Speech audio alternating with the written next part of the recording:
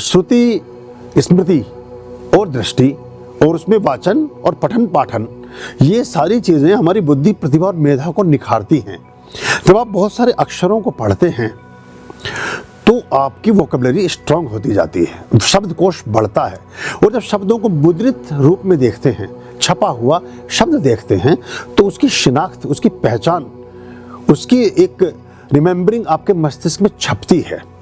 तो जैसे कोई नाम आपने लिखा, उस नाम में जैसे आपने अनुष्ठान लिखा, अभी जो अनुष्ठान है ये 10 साल बाद बच्चे लिख ना पाएंगे इसको, 10 में से 2 बच्चे लिख पाएंगे बस। वो ये ना सोच सकेंगे कि पेट चिरा शाह है, पेट चिरा शाह में भी आधा शाह है, शिव वाला शाह है कि सड़क वाला शाह है। फिर शाह में हमारे 4 प्रकार के शाह हैं, एक विशेष वाला शाह है, एक शेष वाला शाह है, शुरू में शिव है बाद में शाह। तो ये बड़ा कहीं टंग ऊपर जाती कहनी चाहिए। हिंदी देवनागरी में यही तो एक कमाल है, अगर आप हरिद्वार बोलते हैं तो हरिद्वार ही लिखते हैं। इंग्लिश में बोलते हरिद्वार है, लिखते हरद्वार हैं। उर्दू में हरिदुआर लिखते हैं, हरिदुआर। तो और देवनागरी में यही एक सबसे अच्छी, जो भी लिखेंगे वही आप पढ़ेंगे। तो बच्चों को एक दोष बड़ा हो जाने वाला है भविष्य में कि उन्हें ये नहीं समझ आएगा कि इस जगह को हम कैसे लिखें। इसमें धा पूरा आएगा, अयोध्या में धा आधा है कि पूरा है, क्योंकि वो जो ये अपना दृश्य श्रव्य मीडिया है, जो ये जितने भी सोशल मीडियाज़ हैं, इन पर वो सब कुछ उपलब्धता के साथ देख रहे हैं।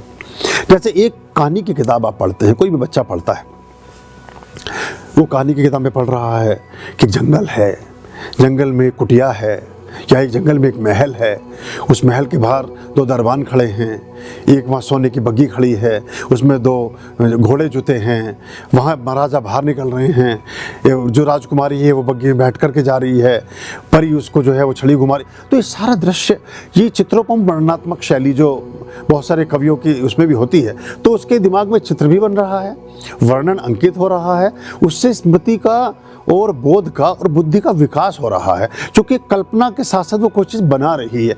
ये जो बच्चों को नानी दादियाँ लोरियाँ सुनाती थी, उसमें श्रुति थी, सुनते थे, और स्मृति थी कहानी में।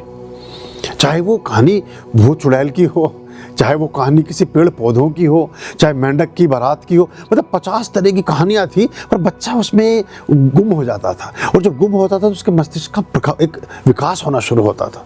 अब वो सब खत्म हो गया।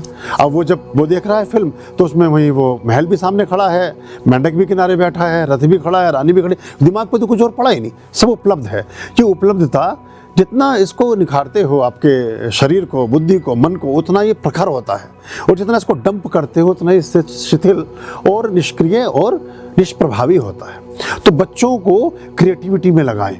भले ही उनको व्हाट्सएप पर, मैंने बहुत पहले भी एक बार कहा था, व्हाट्सएप के संदेशों को व्हाट्सएप पे रोमन में लिखना बंद कर दीजिए, रोमन में मत लिखिए। हमारा काम हो गया, अब लिखेंगे HAMARA, फिर इस पर देख लेंगे KAAM काम, फिर लिखेंगे HO, फिर लिखेंगे GAYA। ये इतना अभ्यास बन जाएगा कि आप बाद में हमारा काम हो गया कभी हिंदी देवनागरी में लिखना चाहेंगे तो लिख ना पाएंगे। समझ ही नहीं आएगा कि गया में या वाला या है कि AD वाला A है कि क्या है। तो ये ऐसी छोटी चीज़ें, तो बच्चों से कहें जो संदेश भेजना चाहते हैं किसी को, अपने दोस्त को, माता को, बुआ को, मौसी को, किसी को भी, उसको पहले एक पेपर पर लिखें कि बुआ जी प्रणाम, आपको चरण स्पर्श, आपकी याद आ रही है, आपने ये खाना बनाया था, खीर खिलाई थी, हमें बहुत अच्छी लगी, अब आप कब आएंगी। पेपर पर लिखें, उसकी फ़ोटो खींचें, फिर भेज दें।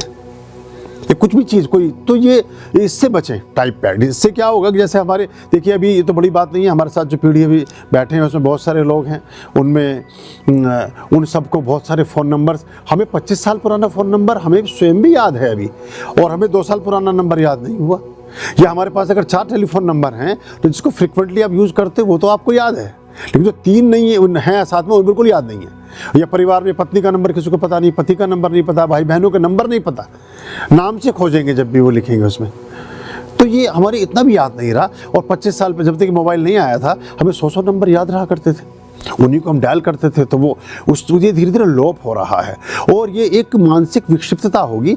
और जो जिसने मोबाइल बनाया उसने रिग्रेट भी किया था कि मेरे से बहुत बड़ी चूक हुई है, मैंने एक बहुत बड़े समाज के साथ, बहुत बड़ी दुनिया के साथ एक खिलवाड़ कर दिया है। इसके परिणाम बड़े भयंकर होंगे।